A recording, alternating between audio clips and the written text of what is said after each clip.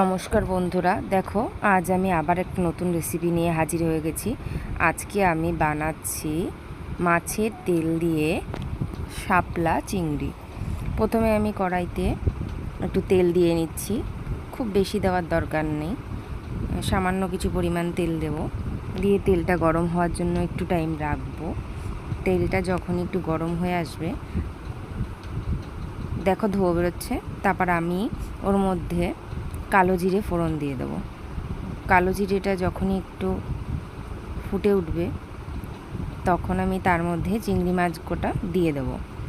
চিংড়ি মাছগুলো জাস্ট একটু হালকা ভাজা ভাজা করব। এটি চিংড়ি মাছগুলো হালকা একটু ভাজা ভাজা হলে তার মধ্যে আমি মাছের তেল, সেই কাতলা মাছের তেল, সেটাকে আমি অল্প অল্প করে দিয়ে দেবো।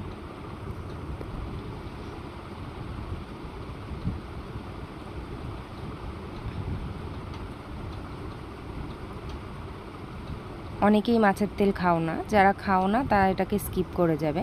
শুধু চিংড়ি মাছ দিয়েও এই রেসিপিটা করা যায়। আমার ছিল তাই আমি দিয়েছি। তো আমি এবার এটাকে ভালো করে একটু নাড়াচাড়া করব। দেখো বন্ধুরা, চিংড়ি মাছ, মাছের তেল দুটোই কত সুন্দর ভাজা হয়ে গেছে। এবার আমি এর মধ্যে কিছু কাঁচা লঙ্কা চিড়ে সেগুলো দিয়ে দেবো। যে যেমন পরিমাণ ঝাল খাও সে তেমন পরিমাণই সে লঙ্কাগুলো দেবে। আমি যতটুকু পরিমাণ ঝাল খাই আমি ততটুকুই দিয়েছি।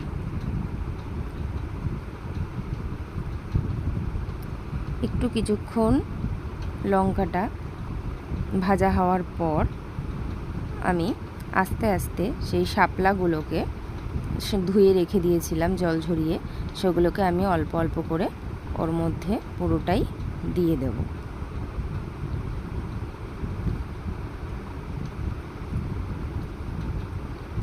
তোমরা কে কোথার থেকে দেখছো আমার এই ভিডিওটা আমাকে প্লিজ কমেন্ট করে জানিও। আর যদি আমার এই ভিডিওটা ভালো লেগে থাকে, তোমরাও বাড়িতে বানিয়ে ট্রাই করে দেখো কেমন হয়েছে আমাকে জানিও। আর আমার ভিডিওগুলো একটু লাইক সাবস্ক্রাইব করে দিও প্লিজ বন্ধুরা, এটা তোমাদের কাছে আমার নিবেদন রইল।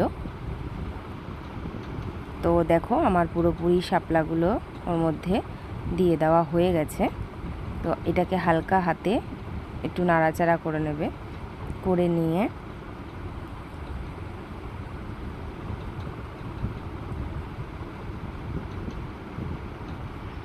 দেখো আমি কিছুক্ষণ এটাকে হালকা হাতে একটু নাড়াচাড়া করে নিচ্ছি। গ্যাসের ফ্লেমটা জোরে রেখে এই রান্নাটা করবে।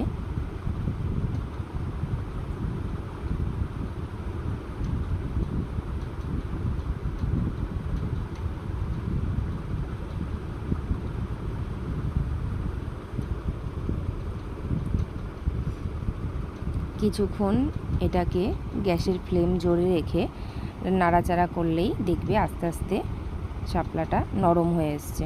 তারপর তার মধ্যে পরিমাণ মতন নুন অ্যাড করে দেবে। এবং তারপরে 1 চামচ মতন হলুদ এর মধ্যে অ্যাড করে দেবে।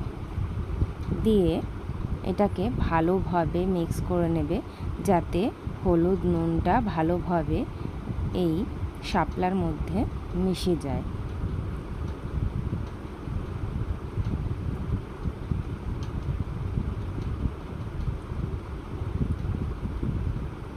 তো দেখো বন্ধুরা, আমি এটাকে ভালোভাবে নাড়াচাড়া করে এই নুন আর হলুদটাকে শাপলার সাথে ভালো করে মিশিয়ে নেব।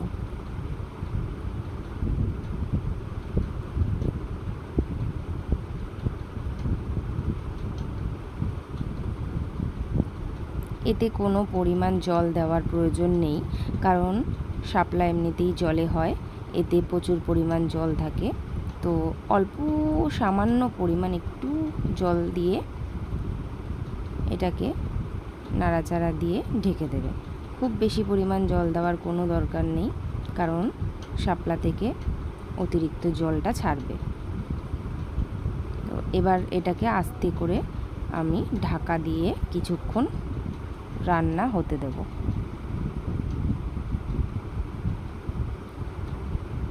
তো 5 থেকে 7 মিনিটের মতন এটা ঢাকা দিয়ে রাখার পর দেখো আমি ঢাকনাটা খুলে দিচ্ছি।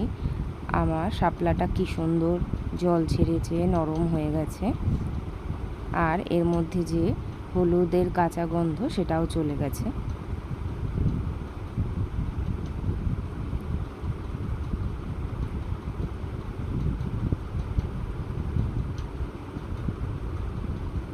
এবার আমি এর মধ্যে সামান্য একটু চিনি অ্যাড করলাম, কারণ শাপলাতে একটু খাড় থাকে, তো চিনি দিলে সেটা ব্যালেন্স হয়ে যায়। সেই জন্য আমি অল্প পরিমাণ চিনি এর মধ্যে অ্যাড করলাম।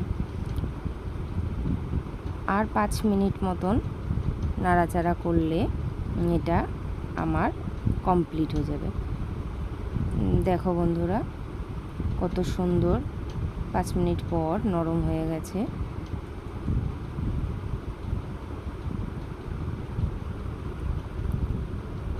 দেখো আমার কিন্তু শাপলা চিংড়ি রান্না রেডি। তো তোমরা দেখো, সবাই বাড়িতে ট্রাই করো, কেমন হয়েছে খেতে আমাকে জানিও প্লিজ। নমস্কার বন্ধুরা, সবাই ভালো থেকো।